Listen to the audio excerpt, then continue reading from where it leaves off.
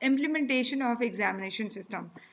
Implementation करने से पहले हमें एग्जामिनेशन सिस्टम को इस तरह से देखना होगा कि हम बहुत सारे स्टेप्स हैं, डिफरेंट तरह के स्टेप्स लेते हैं जब जिसके थ्रू हम इस असेसमेंट के प्रोसेस को एफिशिएंटली इफेक्टिव वे में कर सकते हैं। कुछ जो इम्प्लीमेंटेशन के जो सिस्टम्स हैं उनमें कुछ एलिमेंट्स हैं, जैसे कि इस्टेब्लिश ऑब्जेक्टिव्स, कि सबसे पहले तो आप ऑब्जेक्टिव डिफाइन करें, पर्पस बताएं, गोल बताएं कि आपकी एग्जामिनेशन सिस्टम कौन से पैरामीटर्स को चेक करना चाह रहा है, क्या पर्पस है, उसका क्या मकसद है, कौन सी नॉलेज, स्किल और कॉम्पिटेंसीज को हम असेस करेंगे और उसको हम किस तरह से मेजर करेंगे कि एजुकेशनल ऑब्जेक्टिव्स और करिकुलम ओवरऑल उसकी अलाइनमेंट देखेंगे कि क्या हमारे जो ऑब्जेक्टिव्स हैं वो हमारे एजुकेशनल ऑब्जेक्टिव्स और करिकुलम को अलाइन कर रहे हैं या नहीं कर रहे हैं।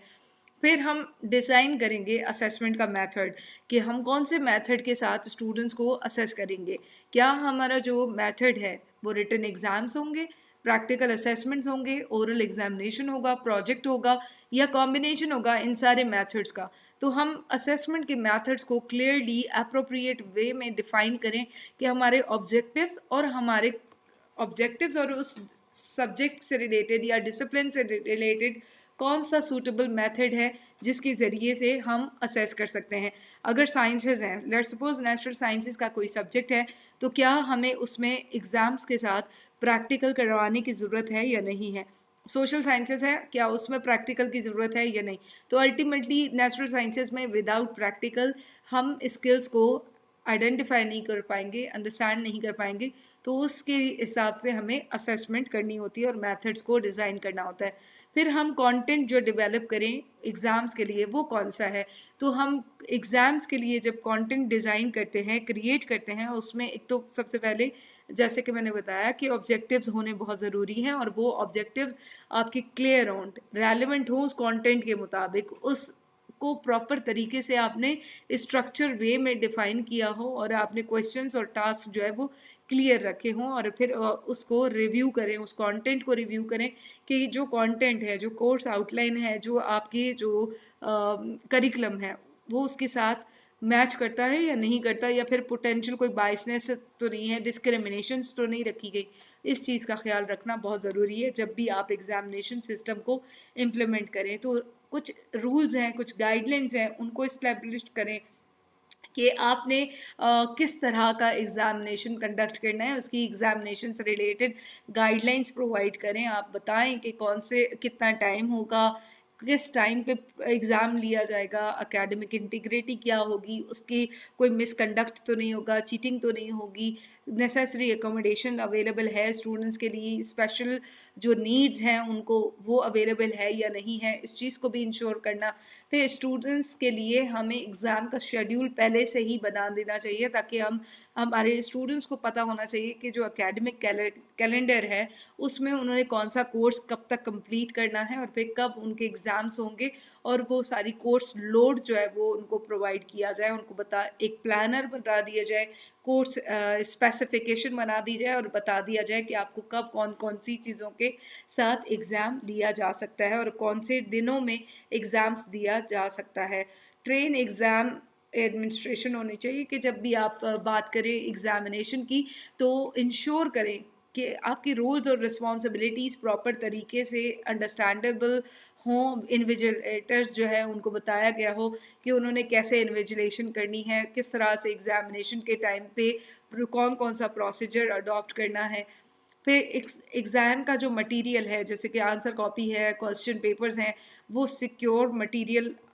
हो और वो प्रॉपर तरीके से उसकी सेफ गार्ड करना बहुत ज़रूरी है। कहीं ऐसा तो नहीं है कि वो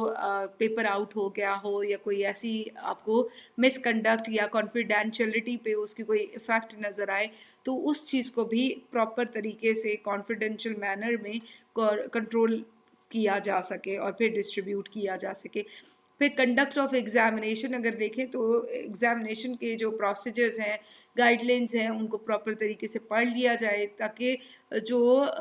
एग्जामिनेशन का जो टाइम है वो बहुत अच्छे तरीके से हो जाए। क्वाइटनेस और डिस्ट्रक्शन फ्री इन्वायरमेंट स्टूडेंट को प्रोवाइड किया जा सके ताकि वो री अंडरस्टैंड कर सके और रिप्रोड्यूस कर कर सकें जो भी उनके माइंड में है। तो ड्यूरिंग एग्जामिनेशन एक एनवायरनमेंट कंड्यूसिव प्रोवाइड करना बहुत ज़रूरी है, और क्वाइट होना चाहिए, और डिस्ट्रैक्शन नहीं होनी चाहिए किसी भी किस्म की।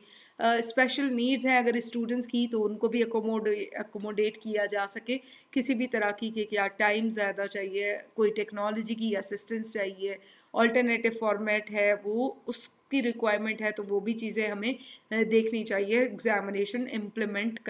करते वक्त। फिर collect and manage exam papers के, जब आप एग्जामिनेशन पेपर को कलेक्ट करें तो देखें कि प्रॉपर तरीके से आपने सीक्वेंस वाइज जो है वो पेपर कलेक्ट किए हैं या नहीं किए। उनको प्रॉपर एनवलप में ऐड करें, उनके टैगिंग करें, उनके नाम लिखें, और उनके ऊपर जो जो एनवलप ऑलरेडी आपको असाइन किए गए थे आप उन्हीं के ग्रेडिंग प्रोसेस, उस गाइडलाइन और स्टोरेज के मुताबिक उसको कंप्लीट तरीके से इंश्योर करें कि आपने सही तरीके से उसको रख दिया है। इम्प्लीमेंटेशन ऑफ एग्जामिनेशन में ग्रेडिंग और इवेल्युएशन आ जाती है, जिसमें एक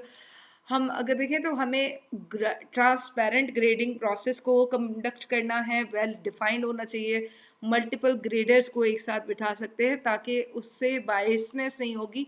आपके फर्स्ट ईयर का स्टूडेंट सेकेंड ईयर के स्टूडेंट के साथ बैठ सकता है, ताकि चीटिंग का जो आंसर है उसको कम किया जा सके और रिड्यूस किया जा सके, प्रॉपर इंडिविजुअलेशन हो सके। इम्प्लीमेंटेशन ऑफ एग्जामिनेशन में आप फीडबैक प्रोवाइड करें कि किस तरह से आप इसको और ज़्यादा बेहतर बना सकते थे और परफॉर्मेंस बेहतर हो सकती थी, कौन कौन सी ऐसी चीज़ें थी जिनके एरियाज़ को हाईलाइट करें, स्ट्रेंथन कर सकते थे, और कौन से ऐसे एरियाज थे जो कि स्ट्रॉन्ग थे तो उनको फर्दर इम्प्रूवमेंट की और ज़्यादा ज़रूरत है। फिर रिव्यू करें और फिर उसको रिव्यू करके फर्दर इम्प्रूवमेंट की तरफ भी लेकर आ सकते थे, कि फॉर एग्जांपल स्टूडेंट की जो क्यू मैनेजमेंट कर सकते थे, फैकल्टी को प्रॉपर इफ़ेक्टिवली गाइड करना, एडमिनिस्टर करना, टेस्ट को इम्प्रूवमेंट हो सकती थी उसकी एडजस्टमेंट के बारे में बात करना, और इफ़ेक्टिव फीडबैक जो है वो प्रोवाइड करना ताकि इम्प्रूवमेंट्स हो सके। एक टेक्नोलॉजी को यूज़ कर सकते हैं एग्जामिनेशन में ग्रेडिंग के पॉइंट ऑफ व्यू से, डाटा को मैनेज करने के लिए, एग्ज़ाम की एडमिनिस्ट्रेशन के लिए आप प्रोसेस को रिड्यूस कर सकते हैं, एरर फ्री कर सकते हैं, एरर अगर होते हैं तो उनको रिड्यूस कर सकते हैं, ताकि एक्सेसिबिलिटी जो है वो हो सके, इजीली हर एक स्टूडेंट जो है वो एक्सेस कर सके। रिजल्ट्स को प्रॉपर तरीके से कम्युनिकेट करने के लिए भी टेक्नोलॉजी को इस्तेमाल भी कर सकते हैं। आप इंश्योर करें कि आपकी जब आप रिजल्ट्स दे रहे हैं तो उसकी ट्रांसपेरेंसी बहुत ज़्यादा मैटर करती है, कि ट्रांसपेरेंट मैनर में आप स्टूडेंट्स को जो है वो रिजल्ट्स प्रोवाइड कर सकें। बहुत केयरफुल प्लानिंग करनी होती है जब भी आप कोई भी एजुकेशनल इंस्टीट्यूशन में एग्जामिनेशन कंडक्ट करते हैं, तो आपने उस चीज़ को बहुत रोबस्टिक वे में आप उसको कंडक्ट करें। लर्निंग को इम्प्रूव करने के लिए, लर्निंग को प्रमोट करने के लिए ये इंश्योरेंस बहुत ज़रूरी है कि स्टूडेंट की परफॉर्मेंस को बेहतर करें, और उसके लिए जो असेसमेंट प्रोसेस है वो प्रॉपर तरीके से कंडक्ट किया हुआ हो। Thank you so much for watching this video.